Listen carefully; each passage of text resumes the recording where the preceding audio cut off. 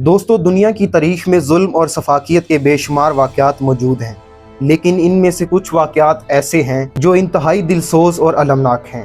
انہی واقعات میں سے ایک واقعہ جو جلیاں والا باغ قتل عام کے نام سے معروف ہے، ایک ایسا واقعہ ہے جو انسانیت کی سب سے بڑی توہین اور تذلیل قرار پایا۔ میں ہوں عابد حسین اور آپ دیکھ رہے ہیں میرا یوٹیوب چینل ہسٹوریکل ہورائزن۔ آج ہم بات کریں گے کہ یہ واقعہ کیسے پیش آیا اور اس کی وجوہات کیا تھیں، تو چلیے جانتے ہیں اس واقعے کے حقائق کے بارے میں۔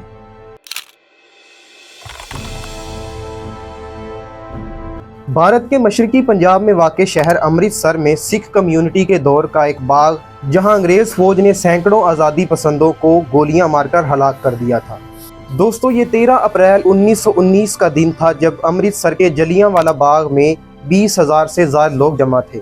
ان میں سے زیادہ تر لوگ آزادی پسند تحریکوں سے تعلق رکھتے تھے جو برطانوی حکومت کے بنائے ہوئے رولٹ ایکٹ کے خلاف احتجاج کے لیے جمع ہوئے تھے، اور بعض لوگ ایسے بھی تھے جو بیساکھی کے میلے میں شریک ہوئے تھے۔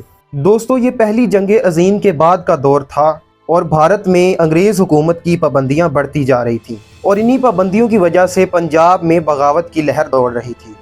1918 میں پنجاب میں جاری آزادی پسند تحریکوں کا جائزہ لینے کے لیے سڈنی رولٹ نامی انگریز جج کی سربراہی میں ایک کمیٹی قائم ہوئی۔ اس کمیٹی کا کام پنجاب میں جاری آزادی پسند تحریکوں کا جائزہ لینا تھا۔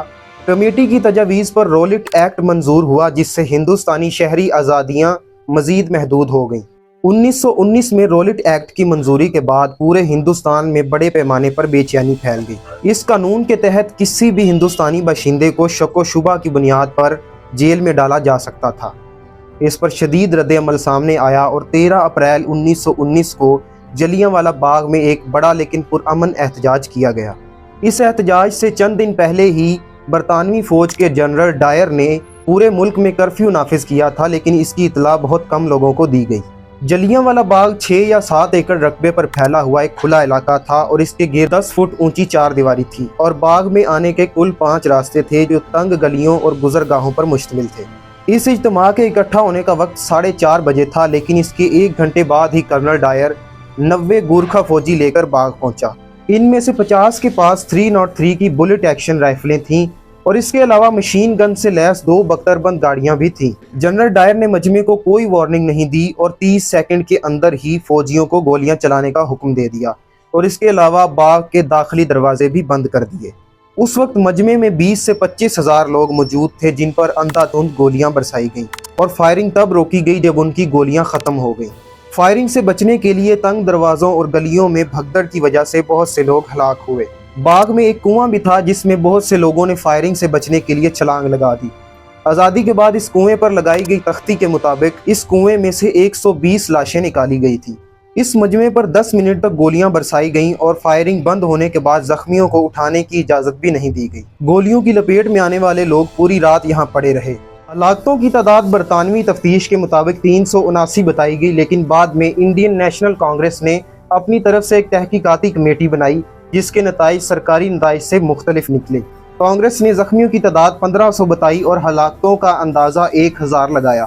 اس واقعے کے بعد جنرل ڈائر نے کہا کہ میں نے یہ اس نیت سے کیا تاکہ پنجاب میں دہشت کی لہر دوڑ جائے اور برطانوی حکومت کے خلاف باغیوں کے حوصلے پست ہو جائیں۔ اس نے کہا کہ جب مجمع چھٹنے لگا تو بھی اس نے فائرنگ نہیں روکی، کیونکہ اس کی ڈیوٹی تھی کہ مجمع مکمل طور پر چھٹ جانے تک فائرنگ جاری رکھی جائے۔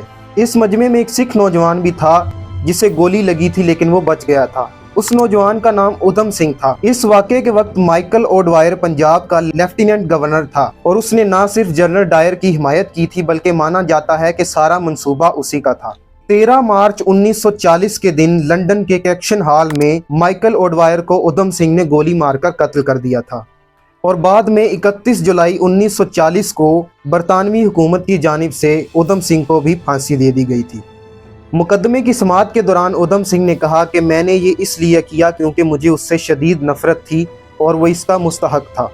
اس نے میری قوم کی روح کچلنے کی کوشش کی، سو میں نے اسے کچل دیا۔ میں اپنے ملک کے لیے جان دے رہا ہوں۔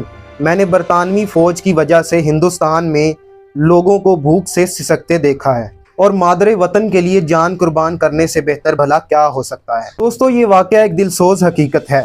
اگر آپ اس واقعے پر احساس سے مزین ایک افسانہ پڑھنا چاہتے ہیں تو کرشن چندر کا افسانہ ضرور پڑھیے جو ریختہ پر موجود ہے۔ اور اس واقعے پر کشور دیسائی کی کتاب جلیانوالہ باغ قتل عام 1919 ضرور پڑھیے۔ ویڈیو اچھی لگے تو چینل کو سبسکرائب کر کے ویڈیو کو لائک ضرور کر دیں تاکہ ایسی ہی انفارمیٹیو ویڈیوز بر وقت آپ تک پہنچتی رہیں۔